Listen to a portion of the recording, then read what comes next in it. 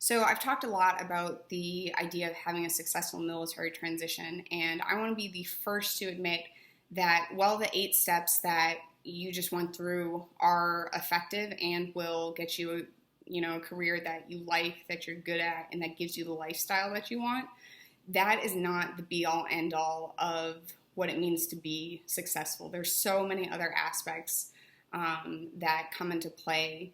And so that's why I created this page of mental health resources. I think that it's really important that we have, fulfillment and balance outside of work. And it takes intentionality that doesn't just happen. So here are 3 actions that you can take to, lay the foundation for solid mental health going forward. The first is get a therapist. For this, I recommend using Give an Hour. It's a network of nationwide therapists and doctors who have agreed to provide their services free of charge to veterans. Personally, I think everybody should have a therapist, and the veterans who I talk to, most of the ones who reported being really emotionally and mentally fulfilled all had therapists, and they referred to them just as kind of this, the sounding board or the anchor, someone who they can, talk to and be open and honest about their experiences without judgment.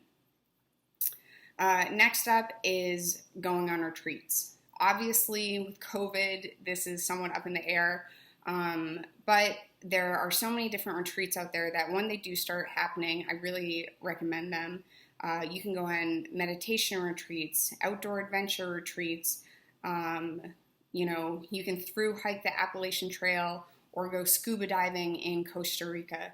There's all these organizations who put on these retreats for veterans, and it can be really helpful to just do a mental reset on one of those.